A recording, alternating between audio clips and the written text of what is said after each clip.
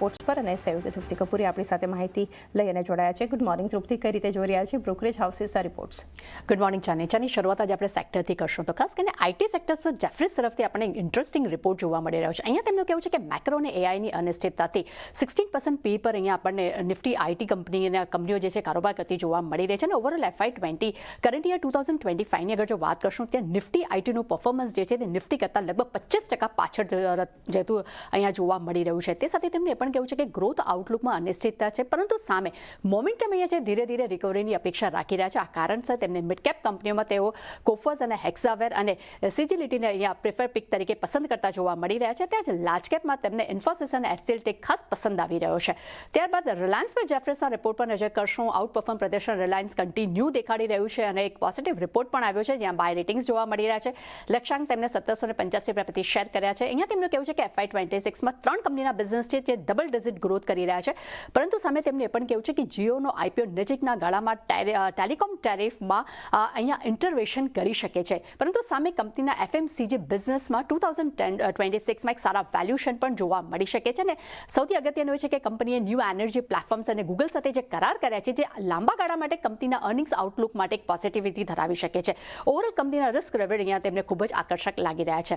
ત્યારબાદ aluminium Stokes છે તેના પર અહીંયા HSBCનો રિપોર્ટ જોવા મળ્યો છે. તેમનું કહેવું છે કે કરંટ યર 2026-27માં એલ્યુમિનિયમ એલએમઈના પ્રાઇઝીસમાં લગભગ 4-8% ઉછાળો જોવા મળી શકે છે, જેનું મુખ્ય કારણ એ છે કે એલ્યુમિનિયમ પુરવઠાની એક મર્યાદા અહીંયા સ્પષ્ટપણે દેખાઈ રહી છે અને તે માળખાકીય રીતે પણ અહીંયા લાગી રહી છે.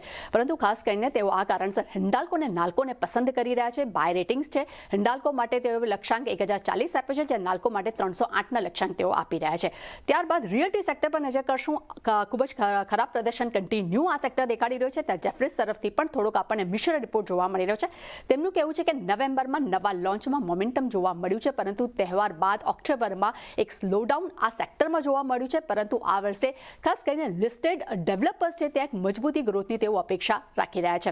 ત્યારબાદ નજર કરશું મહેન્દ્રા પર. અહીંયા નોમુરા તરફથી બાય રેટિંગનો રિપોર્ટ છે.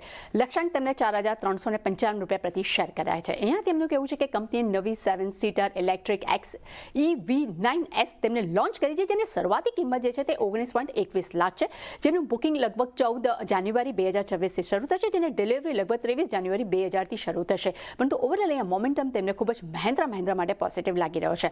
ત્યારબાદ નજર કરશું એ છે NTPC પર. CLSA તરફથી આઉટ પરફોર્મ રેટિંગનો રિપોર્ટ અહીંયા જોવા મળ્યો છે. લક્ષ્યાંક તેમને 459 રૂપિયા પ્રતિ શેર કર્યા છે.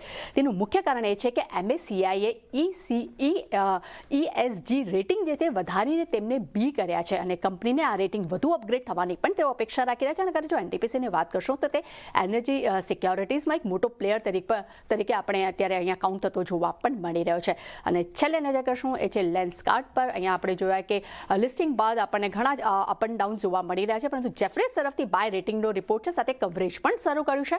અહીંયા તેમને લક્ષ્યાંક 500 રૂપિયા પ્રતિ શેર કર્યા છે. તેમનું માનવું છે કે દેશની સૌથી મોટી ટ્રેક ડ્રિવન આઈવેર રિટેલ તરીકે આ કંપની કારોબાર કરતી જોવા મળી રહી છે અને આવનારા સમયમાં વિદેશી બિઝનેસનો સારો સપોર્ટ જે છે તે લેન્સકાર્ટને મળી શકે છે, જેમાં કંપનીના એબિટાનું યોગદાન લગભગ અહીંયા 85% જોવા મળી રહ્યું છે. આ કારણસર અહીંયા આપણને બાય રેટિંગ્સ ઓવરઓલ જોવા મળી રહ્યા છે. લેચાની ઘણા બધા બ્રોકરેજ રિપોર્ટ છે, પરંતુ ખાસ કરીને રિલાયન્સ પર ફરી આજે આપણને ફોકસ જોવા મળી શકે છે. તો આ બધા સ્ટોક્સ પર ખાસ એક ફોકસ રાખીશું. તૃપ્તિ, આભાર આપનો સમગ્ર માહિતી માટે.